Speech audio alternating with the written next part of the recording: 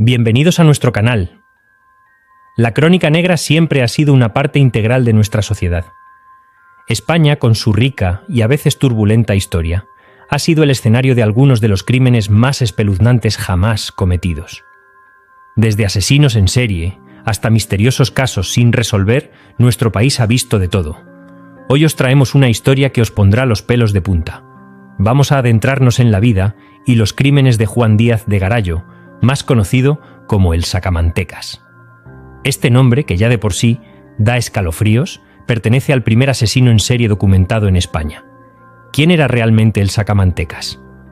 Acompañadnos mientras desentrañamos los oscuros secretos de este hombre que sembró el terror en el siglo XIX.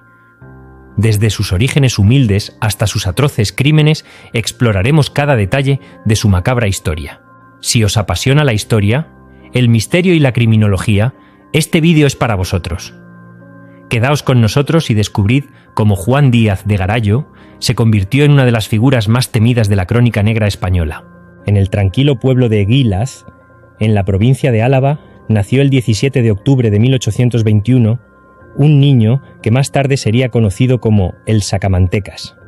Juan Díaz de Garallo Ruiz de Argandoña vino al mundo en una familia humilde de campesinos, siendo uno de los 9 hijos.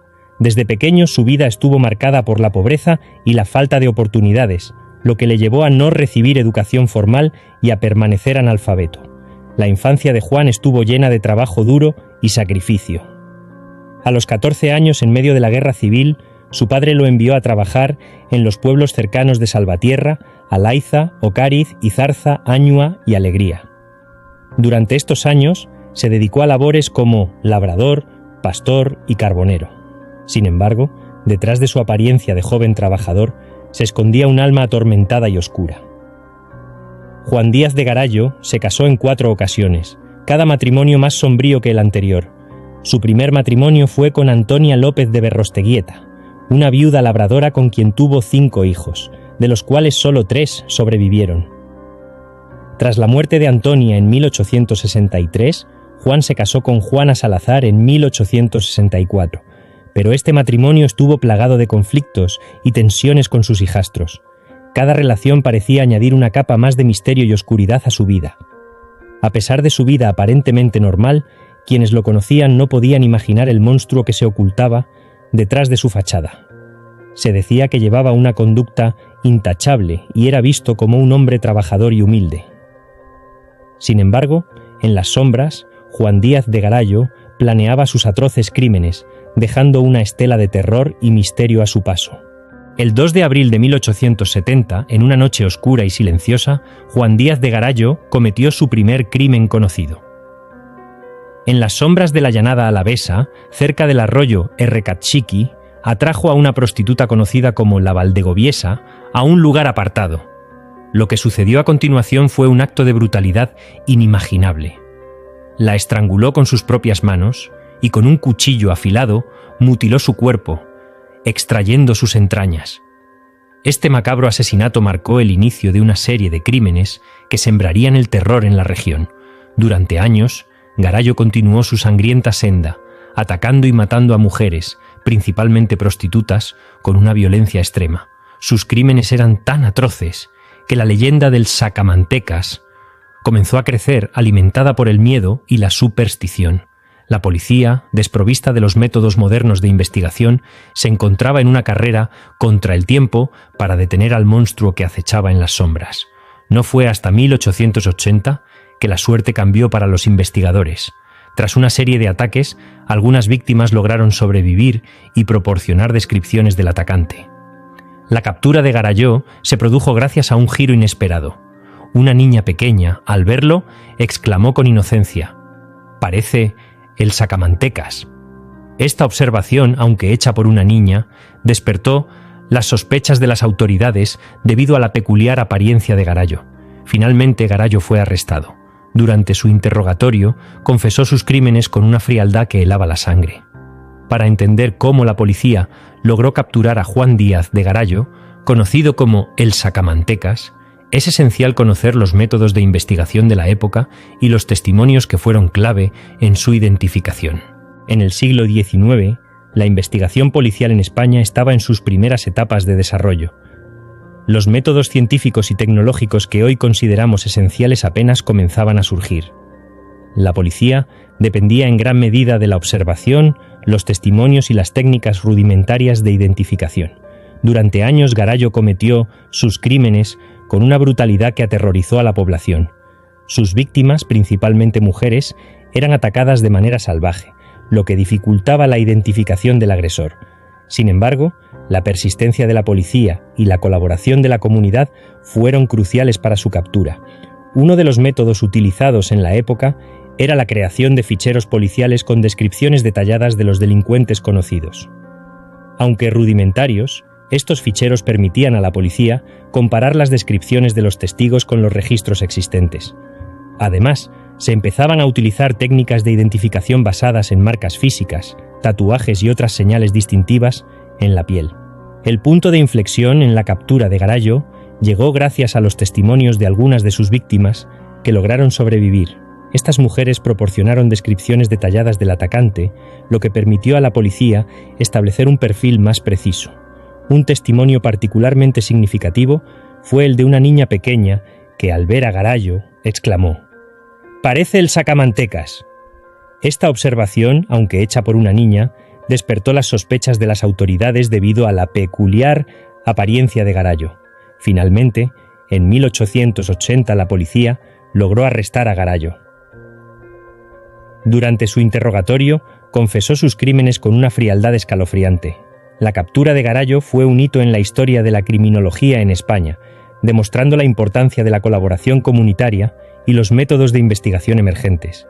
El arresto de Juan Díaz de Garallo, en 1880, marcó el inicio de uno de los juicios más notorios de la historia criminal de España. La noticia de su captura se extendió rápidamente y la expectación en torno al juicio era palpable. La prensa de la época no tardó en bautizarlo como el Sacamantecas, un nombre que evocaba terror y fascinación a partes iguales. El juicio se llevó a cabo en Vitoria, y desde el primer día, la sala del tribunal estuvo abarrotada de curiosos, periodistas y familiares de las víctimas. El ambiente era tenso, y cada detalle del proceso era seguido con gran interés por el público. Garallo, con su aspecto sombrío y su mirada fría, se mantuvo impasible durante todo el juicio, lo que solo aumentó la sensación de inquietud entre los presentes. Durante el juicio, se presentaron pruebas contundentes que vinculaban a Garallo con los crímenes. Los testimonios de las víctimas que lograron sobrevivir fueron cruciales. Estas mujeres, con valentía, describieron los horrores que habían vivido y señalaron a Garallo como su agresor. Uno de los momentos más impactantes fue cuando una de las víctimas, con voz temblorosa, relató cómo había logrado escapar de las garras de Garallo, describiendo su rostro con una precisión que no dejaba lugar a dudas. La defensa de Garallo intentó argumentar que su cliente no estaba en pleno uso de sus facultades mentales, pero las pruebas y testimonios eran abrumadores. La frialdad con la que Garallo confesó sus crímenes durante los interrogatorios también jugó en su contra. No mostró remordimiento alguno, lo que dejó una impresión duradera en el jurado y en todos los presentes. La prensa, por su parte, no escatimó en detalles morbosos. Los periódicos de la época publicaron extensos artículos sobre el juicio, describiendo a Garallo como un monstruo y alimentando la leyenda del sacamantecas. Las ilustraciones de la época mostraban a Garallo con una expresión siniestra, lo que solo aumentaba el miedo y la fascinación del público. Finalmente, el veredicto fue claro. Juan Díaz de Garallo fue declarado culpable de múltiples asesinatos y condenado a muerte. La sentencia se ejecutó el 11 de mayo de 1881 en la prisión del Polvorín Viejo de Vitoria, donde Garallo fue ajusticiado por garrote vil.